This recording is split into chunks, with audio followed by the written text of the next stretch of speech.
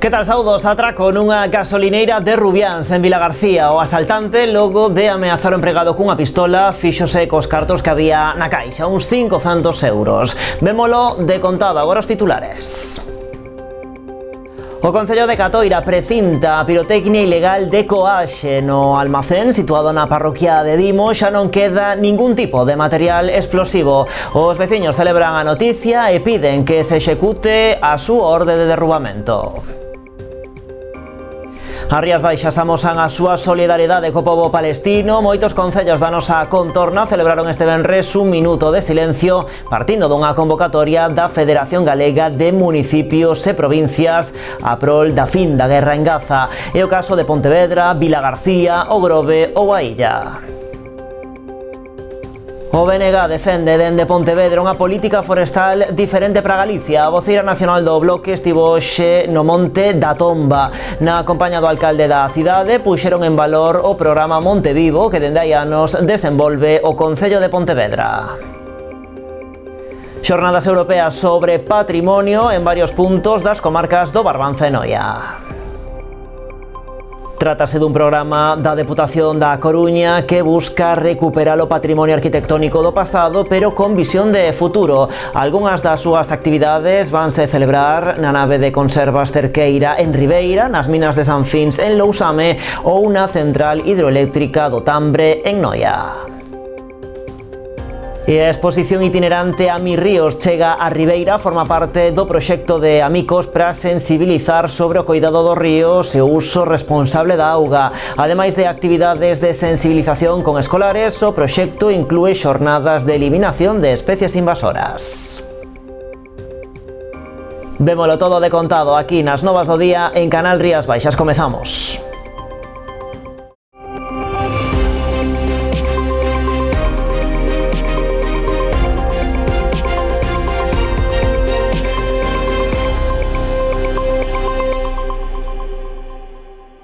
O Concello de Catoira precinta a pirotecnia ilegal de Coaxe. No almacén situado na parroquia de Dimo xa non queda ningún tipo de material explosivo, constatouno esta mañá Garda Civil. Os veciños celebran a noticia logo de varios anos loitando contra a instalación deste almacén. Agora piden que se execute a súa orde de derrubamento. Tras máis de 3 anos de loita, hoxe os veciños de Coaxe no Concello de Catoira celebran unha nova victoria contra a pirotecnia da empresa Pirogal. O Concello procedeu esta mañá ao precintado deste taller onde, segundo un informe da Garda Civil, gardábanse máis de 570 kilos de explosivos nunhas instalacións concibidas como alpendre para gardar apeiros de labranza. Unha obriga legal apuntaban hoxe o carecer de calquera permiso para realizar aquí calquera actividade, avalado por unha sentenza do Tribunal Superior de Xustiza de Galicia. Un informe da Garda Civil decía que aí dentro había 579 kilos de materia explosiva, porque nós solicitamos ese informe, solicitamos á Garda Civil de Explosivos que nos fixera un informe de se había realmente algo aí ou non. Unha vez que comprobamos xa que os rumores se transformaron en realidade, nós xa ordenamos, evidentemente, un decreto procedendo ao precinto. Por que? Pois porque carece de calquera título habilitante para realizar ningunha actividade. O alcalde confirma que aquí dentro xa non queda nada dese material explosivo. Acaban de comunicarnos a Garda Civil, tanto de Valga como de Explosivos de Pontevedra, que xa se fixo onte unha inspección e aquí dentro non hai nada neste momento xa. Ese informe nós solicitaremoslo para que nos remitan por escrito para acompañar o expediente onde xa se constata que aquí dentro non existe ningún tipo de material que poña en perigo as veciñas e os veciños de Coaxe.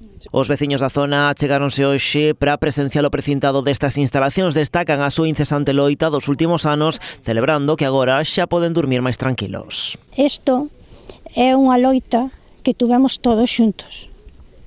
Eu quero agradecer a todos os que nos acompañaste nesta loita. Saleu-nos ben, gracias ás que se puxeron diante, se virían ou preguntarían anda había que ir, e saliron con ela, ou salimos. Sabendo que non hai nada aí, un pouco máis tranquilos, pero non estaremos tranquilos hasta que aí non haxa nada, este orden de derribo total. Obxectivo que tamén comparte o goberno local. A orde de derrubamento será posterior a que se conclúa o proceso de reposición da legalidade, que, por certo, está a piques de cerrarse, e constátase que isto é ilegalizable, é dicir, non hai forma de que se poida legalizar e, por tanto, cando se remate ese proceso, que agora en breve, pois teredes as noticias correspondentes. O rexedor nacionalista aproveitou hoxe para reiterar o seu recoñecemento á loita veciñal que conseguiu poñer freo a este proxecto.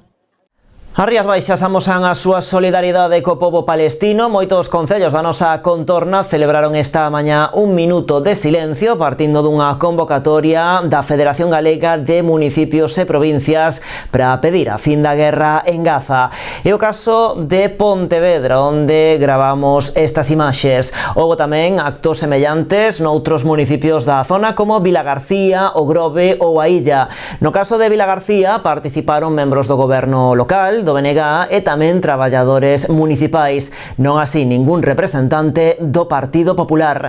En Sanxenxo, mentres, o minuto de silencio foi convocado de forma conxunta polo BNG, PSOE e Podemos. As formacións lamentan que a iniciativa non partise do goberno local, como si aconteceu noutros concellos. No caso de Pontevedra, ademais dos membros do Executivo local, o acto sumáronse tamén representantes do PSOE, tamén do PP, así como a voceira nacional do BNG que visitaba hoxe a cidade. Agradecer a tímida presencia por fin do Partido Popular neste acto. É verdade que non quixeron facer declaracións, solamente estivo unha representante, pero coidemos que eso signifique que a moción que está xa, como sabedes, registrada para o luns, para o pleno do Concello, esa moción contra o xenocidio, e decímolo así, xenocidio, nin guerra, nin masacre, puntual, en auténtico xenocidio. Manifestar a nosa máis enérxica repulsa co que está acontecendo en Gaza, con ese, podemos utilizar todas as palabras de, bueno, obviamente é un xenocidio, pero é unha masacre, un asesinato de nenos, de persoas maiores, de persoas enfermas, é unha aniquilación completa dun pobo inteiro. Todos os gobernos teñen que tomar nota da indignación cidadá e que teñen que actuar con contundencia frente ao xenocidio. E nese sentido nos creemos que hai que romper todo tipo de relacións diplomáticas, económicas con Israel, que hai que illar a quen está cometendo ese xenocidio e que hai que tomar todos os medios necesarios para que se lle embarguen armas e para que a comunidade internacional actúe para frear xa este xenocidio. Víamolo na portada das novas. Atraco nunha gasolineira de Rubiáns en Vilagarcía. O asalto tivo lugar pasadas as 7 da mañá deste venres. Un home encarapuchado irrompeu unha estación de servizo ameazando cunha pistola o único traballador que se atopaba nas instalacións nese momento, que, por certo, non resultou ferido. Polo de agora, descoñécese se esa arma é real ou simulada. O atracador, logo de ameazar o empregado, fíxose cos cartos que había na caixa, uns 500 euros. Logo deuse a fuga. A Policía Nacional xa revisou as cámaras de seguridade para tratar de identificar o home. Tamén se activou, en colaboración coa Policía Local, un dispositivo de busca para tentar dar con el. E a Garda Civil desartellou un grupo criminal que estafou preto d'1 millón de euros mediante o método do falso distribuidor de combustible. A operación Octallen saldouse coa detención do presunto líder da trama e 11 investigados por delitos de estafa, branqueo de capitais, falsidade documental e pertenza a grupo criminal. Os estafadores utilizaban identidades falsas, documentación manipulada e máis dun cento de liñas de telefonía prepago para executar as estafas en distintos puntos de toda España. Tratábase de fraudes moi elaboradas nas que o detido se facía pasar por comercial dunha empresa legal ofrecendo combustible a prezos competitivos con pago inmediato. Durante a investigación desenvolvida durante 10 meses puidéronse esclarecer 17 delitos, varios deles cometidos na comarca do Barbanza, concretamente nos concellos de Boiro e tamén no de Noia.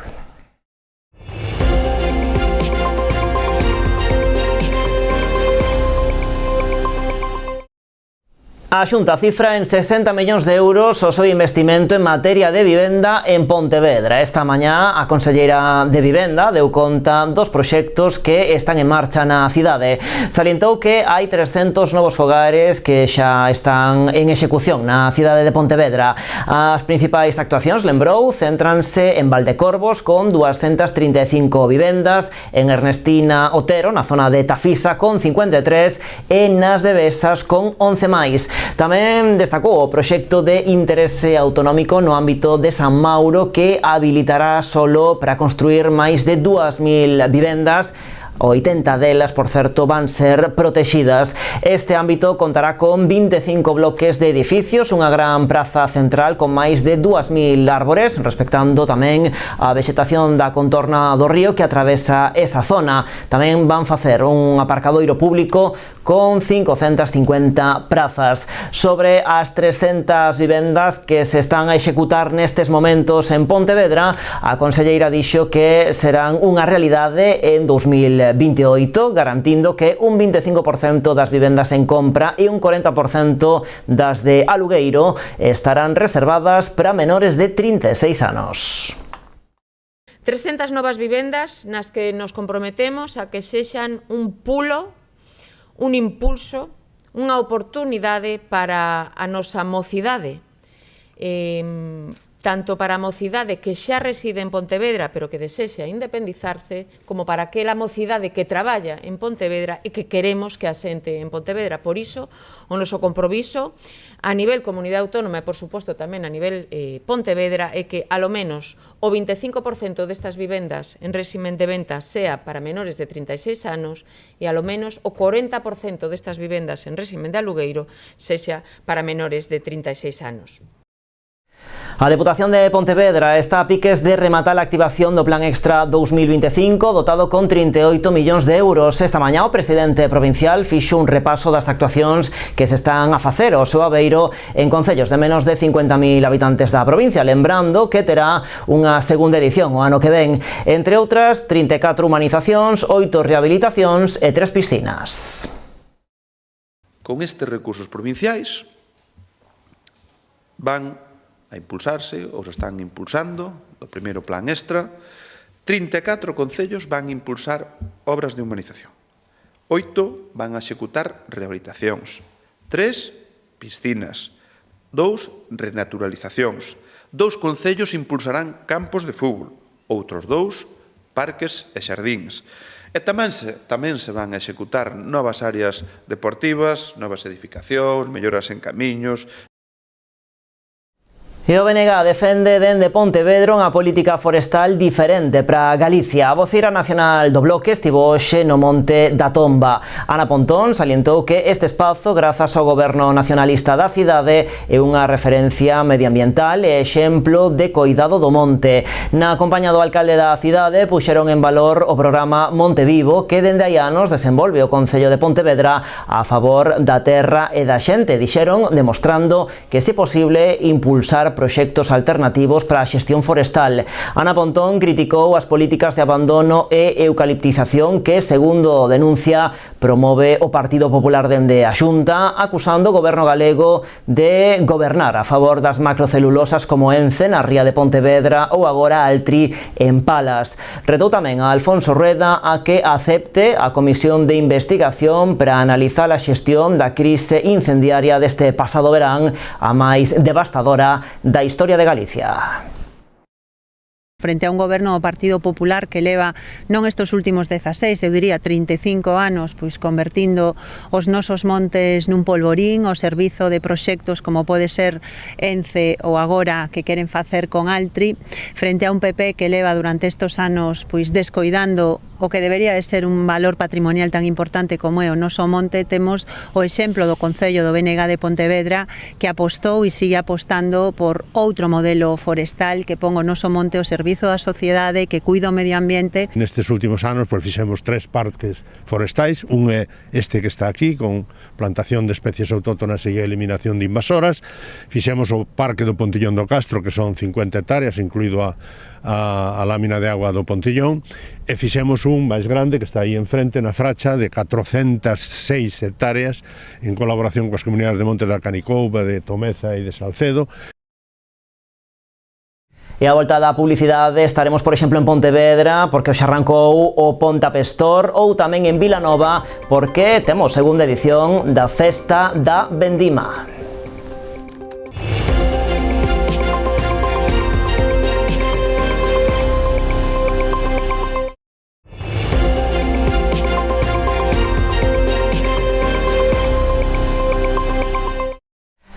Aquí seguimos nas novas en Canal Rías Baixas. Comezaron as obras de mellora do campo de fútbol da Mina no concello de Boiro. Ademais da conversión a céspede artificial, procederase á reforma integral das instalacións e ao acondicionamento dun aparcadoiro nunha parcela anexa. O Concello de Boiro iniciou as obras no campo de fútbol da Mina en Lampón. A actuación suporá unha renovación integral das instalacións, empezando polo terreo de xogo que se dotará de céspede artificial. Xa demos comenzo a esas ansiadas obras que é a reconversión do campo da Mina na parroquia de Lampón aquí en Boiro hacia ese terreno que neste momento é de terra, pois esa reconversión a céspede artificial. A verdade é que é unha obra importante, unha obra que nos vamos a 672.000 euros e unha necesidade, non? Que ese campo se transformase para a herba artificial e poder contar un campo novo máis no noso municipio, non? A verdade é que é unha obra importante porque é unha reforma integral do campo de fútbol, todo o que é o peche perimetral, e todo o que é os drenajes, porque cando vas a reconvertir ese campo en herba artificial, pois hai que facer drenajes novos, instalación eléctrica totalmente nova. Ademais, o proxecto contempla a construción dunha área de aparcamento nunha parcela que ven de ser adquirida polo Concello. A compra de un terreno anexo a ese campo de fútbol, casi de 7.000 metros cuadrados, que se vai facer un recheo para convertirlo en aparcadoiro, porque a verdade é que é un valor añadido que llevamos a dar ao campo, algo que xa levábamos tempo traballando en ello e xa se materializou e, como dicía antes, vai ser un motivo máis para a mellora dese campo de fútbol. O importe total da obra ascende a preto de 700.000 euros, cofinanciados pola Deputación da Coruña con cargo ao POS. O prazo de execución dos traballos é de 6 meses. Máis cousas, xa está en marcha en Pontevedra unha nova edición do Ponta Pestor. Entre hoxe e este sábado, na carpa instalada na Praza do Concello, vanse desenvolver 50 accións empresariais e máis de 20 actividades alrededor das tendencias e demandas do ecosistema emprendedor. Este ano o encontro vai poñer o foco na promoción dos valores da economía social. Un eixo, din, sempre presente na programación do evento que se suma así á iniciativa da Asamblea Xeral das Nacións Unidas que declarou este 2025 Ano Internacional das Cooperativas, unha fórmula empresarial que, segundo engaden os organizadores do Ponta Pestor, serve para fomentar a igualdade, o emprego de calidade e o desenvolvemento sostible nos novos emprendementos. O Concello de Pontevedra é o principal patrocinador desta iniciativa que impulsa a Asociación pro Emprendemento e Innovación Ponta Pestor. Os noieses contarán de novo cun servizo de información ao consumidor. O novo goberno municipal procedeu á apertura da OMIC que levaba 5 anos pechada. Grazas á reorganización dos servizos municipais levada a cabo polo Executivo, a oficina xa está operativa, ofrecendo atención personalizada ás persoas consumidoras, así como asesoramento e tramitación de reclamacións ante o Instituto Galego de Consumo. O horario de atención do servizo emprazado no primeiro andar da Casa Consistorial e de luns a venres entre as 9 da mañá e a 1 da tarde. A Deputación da Coruña desenvolverá entre o 30 deste mes de setembro e o 5 de outubro as Xornadas Europeas sobre Patrimonio. O programa presentouse esta mañá en Ribeira, concretamente na antiga nave de conservas Cerqueira, que acollerá precisamente unha das visitas guiadas nesta segunda edición. Co gallo da celebración dos Días Europeos do Patrimonio, a Deputación da Coruña volverá a poñer en marcha unha serie de actividades entre o 30 de setembro e o 5 de outubro. Nesta segunda edición, as Xornadas Europeas do Patrimonio buscan recuperar o patrimonio arquitectónico do pasado, pero con visión de futuro. Ten un lema moi interesante, moi bonito, que é patrimonio arquitectónico, fiestras ao pasado, portas ao futuro. Basicamente se centra no patrimonio arquitectónico que temos na provincia, un patrimonio moi singular, e que aquí fixemos unha escolma de algúns exemplos dos máis interesantes, algúns pouco coñecidos, outros a mellor un pouquiño máis, que queremos que son interesantes pois transmitir e dar a coñecer á cidadanía. A nave de Conservas Cerqueira en Ribeira, onde esta mañá se presentaba o programa, será un dos elementos patrimoniais a visitar xunto con outros espazos de especial interese, como as minas de San Fins en Lousame ou a central hidroeléctrica do Tambre en Noia. Como alcalde, pois tamén me gustaría destacar unha cuestión e informarlle á veciñanza de Ribeira e tamén de todo o país que estamos comprometidos con que este patrimonio sexa un patrimonio a conservar, que non se modifique nin unha soa viga das que están aquí instaladas e, por tanto, como Concello, imos esforzarnos para que este patrimonio poida ser un espazo para todos e todas e, por tanto, que poida ser tamén un espazo de uso e desfrute para toda a veciñanza. Estamos nesas xestións e este é un primeiro paso moi importante para que a xente empece a coñecer Cerqueira, toda a súa potencialidade. Sobra dicir que este espazo ten moitísimas posibilidades de albergar calquera tipo de evento, de actividade, e poñendo en valor, sobre todo, dous sectores que para Ribeira son fundamentais, como é o sector do mar e tamén o sector da conserva. Ademais das visitas guiadas, desenvolveránse obradoiros e actividades divulgativas para nenos, tanto no Pazo de Mariñán como en diversos espazos patrimoniais de toda a provincia.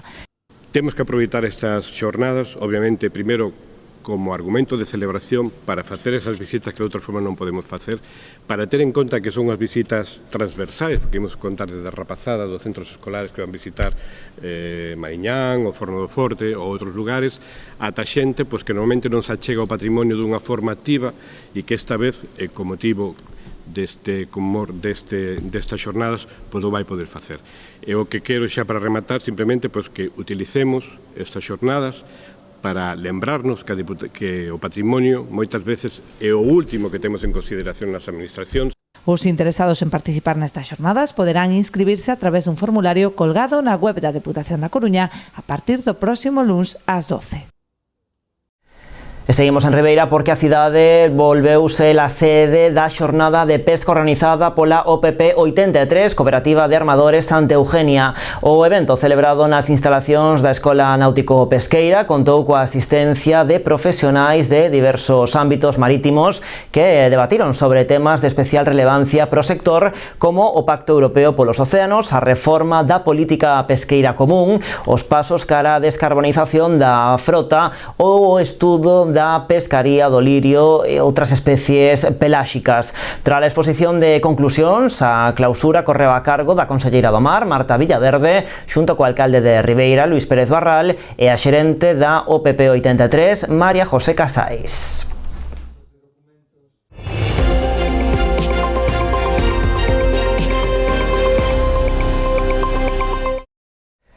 A exposición itinerante A Mis Ríos chega a Ribeira, forma parte do proxecto de Amicos para sensibilizar sobre o cuidado dos ríos e o uso responsable da auga. Ademais de actividades de sensibilización con escolares, o proxecto inclúe xornadas de eliminación de especies invasoras.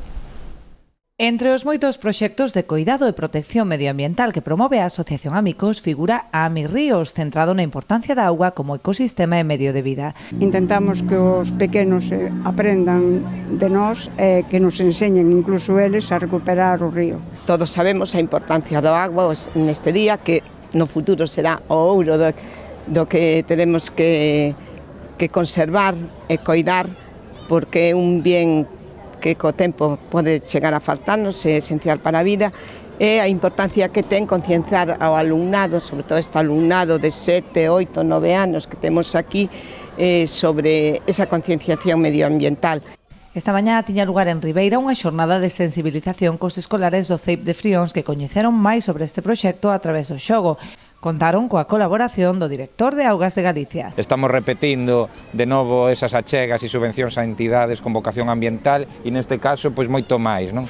Para nós é un placer, están repetindo e iso é porque o fan e cada vez mellor, ao final ser os altavoces desa conciencia que temos todos e que teñen que chegar a estes rapaciños pequenos e a través tamén dunha actividade tan importante como que a que fai Amicos, non? Con integración. Ademais destas actividades de sensibilización con escolares, o proxecto inclúe xornadas de limpeza e eliminación de especies invasoras nos cauces dos ríos, desenvolvidas polos axentes medioambientais amigos. Estas accións tamén se combinan con limpezas de eliminación de residuos e máis de eliminación de invasoras en diferentes ríos da zona, como o río Tállara, Soñara, Umia, Osar, Lérez, hai algo máis, pero todos enmarcados na zona dos concellos que falamos.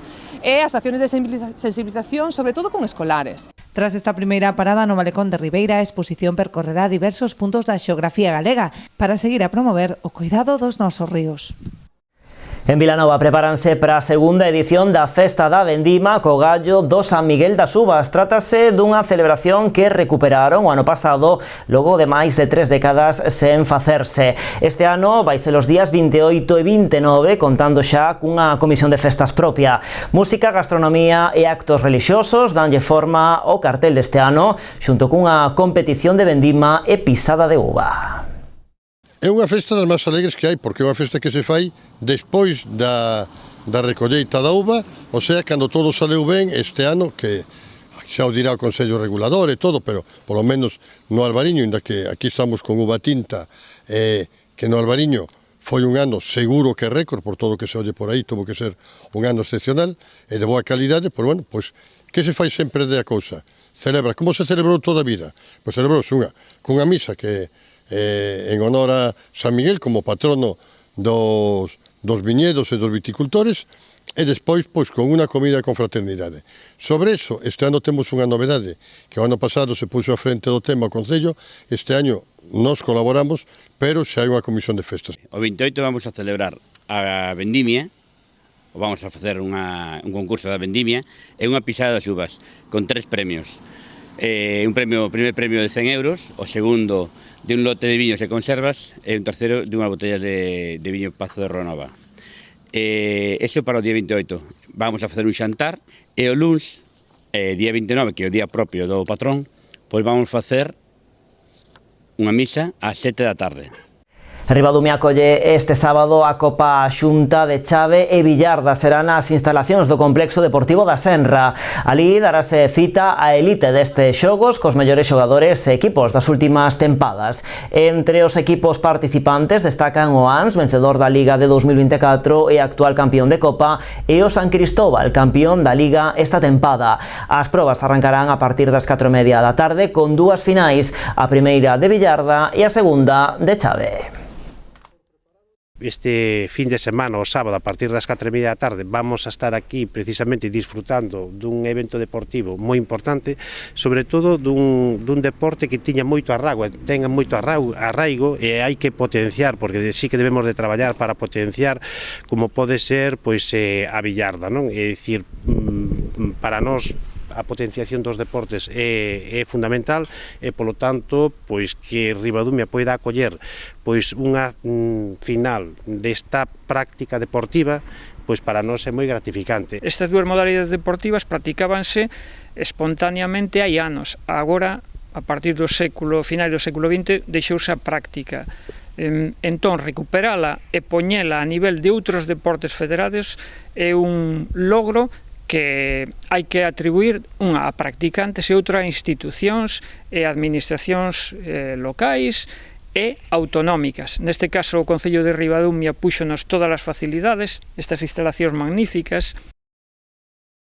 Pois así rematamos, señores. A actualidade xa saben, continúa en canalriasbaixas.com e a través das nosas redes sociais. A semana que ven aquí estará a nosa compañeira Alba García para contarlles as novas. Graciñas como sempre por estaren aí. Adeus.